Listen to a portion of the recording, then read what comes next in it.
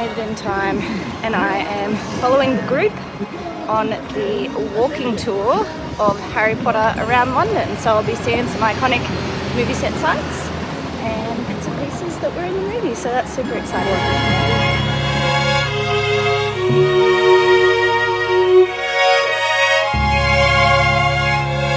Some of the Ministry of Magic scenes, particularly the entrances to the Ministry of Magic. They thought about where is the heart of power in London. So if you remember up the road, we've got Big Ben and the Houses of Parliament.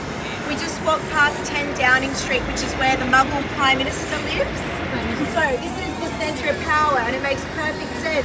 This is where the Ministry of Magic would also be. But of course we know the Ministry of Magic is underground. There are two entrances to the Ministry for Magic. We have the visitors entrance and we have the staff entrance, which featured in two different Harry Potter films. Kind of those stripes in the middle of the road. Now this toilet, obviously it was just a set, and it was right where these gates are, just to cover it up. And if you remember in the movie, what you see is you see them walk up to it, and then the next scene is the inside of the toilet where they flush themselves in.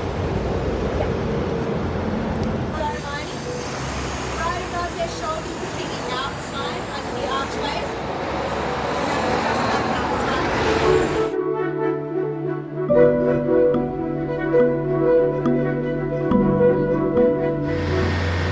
So if you're watching the movie, obviously it's shot down this way and the telephone box.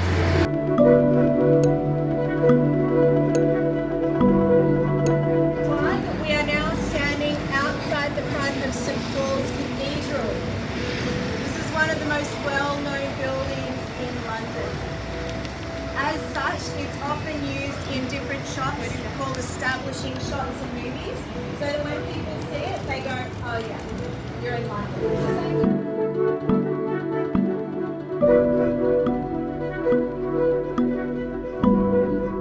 Up to the fourth movie, The Goblet of Fire. It's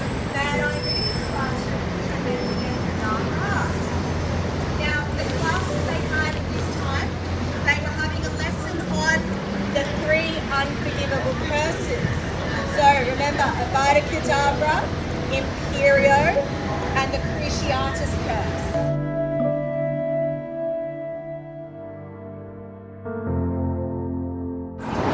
The bottom one that you cast, they were trying to find the boy from there, and she suggested that they audition Daniel Radcliffe.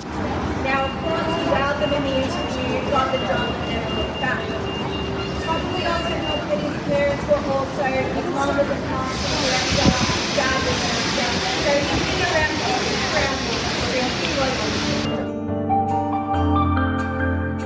Millennium Bridge, where it all went down, where all of the Death Eaters are flying around. How cool is that? The Half-Blood Prince. Now remember at the start of the movie, we've got big storm clouds, the Muggles or Muldoons for our French speakers. They are in their office building and they look out, the dark mark appears. The Death Eaters start flying over London, destroying everything. One of the things they destroy is this bridge right here. It was rebuilt in the 80s and opened in the 90s by a man named Sam Wanamaker. Now, Sam unfortunately passed away, but the first person to speak on the stage when it reopened was his daughter, who you might remember.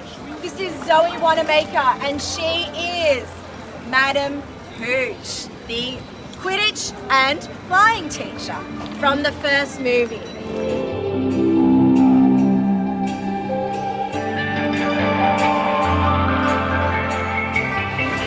The ye old Frozen sign.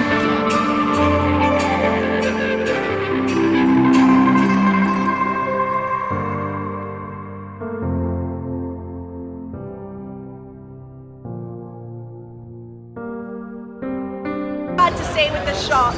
It's now a taco shop. The taco shop is where this doorway is. Next door to the taco shop is a shop called Arthur Hooper's. In the movie, that redesigned as a third-hand book emporium and created a 3-story bus.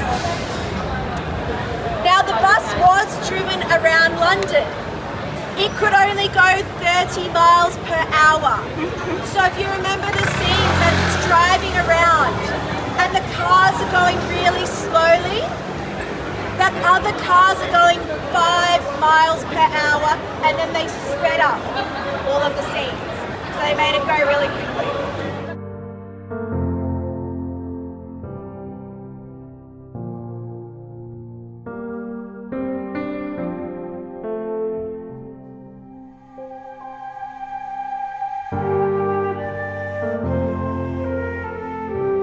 We are at the famous Leaden Hall Market, which was built in 1881, designed by a man named Horace Jones, who also designed the Tower Bridge. So this is where they filmed some of the early scenes in the Philosopher's Stone. So, Hagrid, he's picked up Harry from Privet Drive. Harry needs to get his school supplies, and so they walk up. Robbie Coltrane's Daniel Radcliffe just up here, an ex-rugby player who is 6'10". Now, obviously, no one is 8 foot tall, so Martin Bayfield had a large Hagrid suit and also a fake mechanical head to make sure which moved. And that was how they made him look much taller.